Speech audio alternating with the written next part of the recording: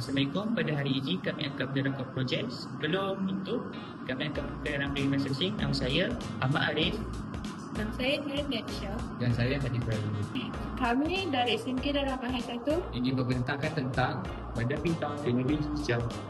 Saya Nur Nadsha binti Muhammad Syamliza. Hari ini saya akan terangkan sebahagian daripada projek kami, iaitu Bandar Pintar Teknologi Hijau.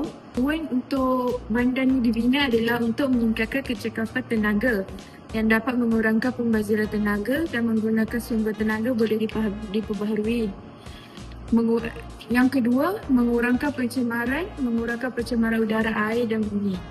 Yang ketiga, meningkatkan kualiti hidup. Yang keempat, mewujudkan bandar mampan. Yang kelima, menguruskan sumber efisien.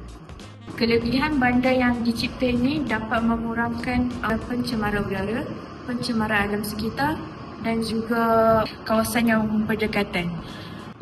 Antara kelebihan juga dapat mengurangkan kos untuk pembelanjaan daripada segi bil elektrik, bil air. Hai, nama saya Ahmad Arif. Kali ini saya akan menerangkan tentang kilang-kilang yang berada di Bandar Pintar Teknologi Hijau. Pertama sekali saya ingin berkongsi tentang penindasian. Sebagai contoh, kita ada kilang kita semula yang berfungsi untuk memproses bahan bahan seperti kertas, kaca, logam untuk menjadi produk baharu. Juga dapat menggunakan sisa pepecahan dan mengurangkan pencemaran udara dalam masa sama juga dapat membuka peluang pekerjaan kepada masyarakat. Yang kedua, kita ada kilang biogesin. Saya ingin menyentuh tentang kilang biogesin. Kilang biogesin ini menghasilkan tenaga sistem pertanian, kayu dan bahan organik lain. Kilang ini juga dapat menggunakan kebergantungan kita kepada bahan fosil. Yang ketiga, kita akan terus pergi ke kilang baja kompos. Kilang baja kompos ni adalah bertujuan untuk mengintai semula sisa organik seperti sisa makanan dan sisa tumbuhan. Melalui proses ini, sistem organik dapat dikurangkan dan tanah pertanian pula menjadi lebih subur dengan baja semula jadi. Kilang baja kompos ini merupakan pertanian lestari dan mesra alam. Sebagai penutup bagi pendengar saya, terdapatnya kincir angin yang merupakan alat untuk menjalankan tenaga elektrik melalui kuasa angin. Ini merupakan sumber sistem tenaga yang boleh diperoleh dan tidak mencemarkan alam sekitar. Selain itu, dengan adanya kincir angin ini dapat mengurangkan pelepasan karbon dioksida dan kesan rumah hijau. Impak terhadap kincir angin ini bergantung kepada tenaga yang tidak boleh diperoleh seperti aram batu yang dapat dikurangkan.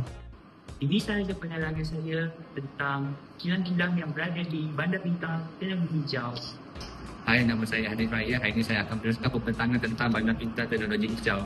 Di sini terdapat bangsa lembu yang menggunakan teknologi seperti sensor untuk memantau kesihatan lembu dan sistem alternatif untuk pengurusan makanan dan sisa. Bangsa lembu ini menggunakan tenaga solar dan sistem pengurusan sisa seperti biogas untuk mengurangkan impak alam sekitar. Ini dapat mengurangkan sistem pembelanjaan air dan tenaga serta sisa secara efisien. Fungsi sistem tangki tanah air ini pula untuk menjimatkan sumber air dan mengurangkan kesan perubahan iklim. Kepentingan tangki tadahan air hujan ini dapat menjimatkan sumber air. Air hujan yang dikumpul dan digunakan untuk keperluan harian seperti siraman tanaman, pencucian dan tandas. Selain itu dapat menyokong penghijauan bandar. Air yang dikumpul boleh digunakan untuk menyiram taman dan ladang bandar. Yang ketiga, terdapat tanaman memainkan peranan dalam mengekalkan sungai ekosistem dan meningkatkan kualiti hidup penduduk. Tanaman ini berfungsi untuk mengurangkan kesan palau haba bandar dan memberikan kesejukan semula jadi. Akhir sekali terdapat Bukit Pukau yang berfungsi untuk mengurangkan kesan alam sekitar tetapi juga meningkatkan kualiti hidup penduduk dengan persekitaran yang bersih, hijau dan mampan. Itu sahaja pembentangan daripada saya. Sekian, terima kasih. Anggaran untuk pembinaan Bandar Pintar Teknologi Hijau ini adalah sebanyak 2.5 juta. Ia disebabkan di setiap bangunan menggunakan solar system untuk menggantikan tenaga. Itu sahaja pembentangan daripada kami untuk Bandar Pintar Teknologi Hijau ini. Sekian, terima kasih.